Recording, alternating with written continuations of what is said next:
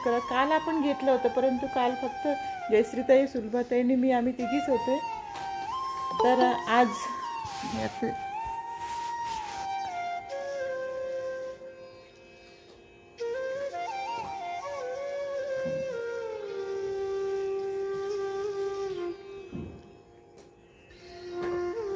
आणि आपण मूलाधार चक्रावरती ध्यान घेणार आहोत. मूलाधार चक्र हे गुदद्वाराच्या जवळ असतं, गुदद्वाराच्या वर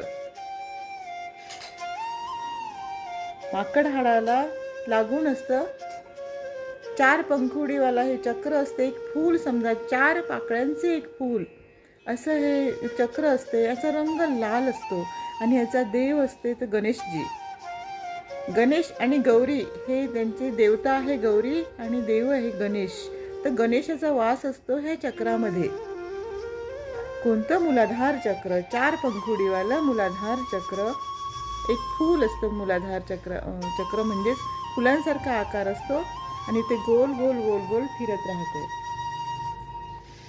आणि तिथे शक्तीची ऊर्जा असते. शक्ती म्हणजे गौरी. शिव हा ब्रह्मास्त्रावर असते, पण शक्ती ही मूलाधार मध्ये असते. तर आपण आता ध्यान करू, पण त्याआधी आपण काय करायचंय की प्रथम गणपतीची आराधना करूया. कारण गणेश बाप्पाचा निवास असतो तिथे, गणपतीचा निवास असतो. म्हणून गणपतीचे पहिले आराधना करूया. वक्रतुंड महाकाय सूर्यकोटी समप्रभ निर्विघ्नं कुरु मे देव सर्वकार्येषु सर्वदा सर्वकार्येषु सर्वदा सर्वकार्येषु सर्वदा.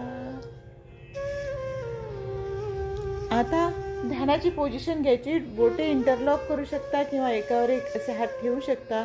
तुम्हाला जी पद्धत योग्य वाटेल ती पद्धत घ्यायची आहे आणि डोळे बंद करायचे आहे. आणि चष्मा असेल कोणाला तर तो काढून ठेवा. चष्मा मेडिटेशनसाठी चष्म्याची काहीच गरज नाही. चष्मा काढून ठेवा. डोळे बंद. श्वास आणि प्रश्वास, श्वास आणि प्रश्वास यावरती लक्ष केंद्रित करायचं आहे. आजच्या ध्यानासाठी आपण बोलावूया सप्तऋषी मंडळाला. आकाशातील संपूर्ण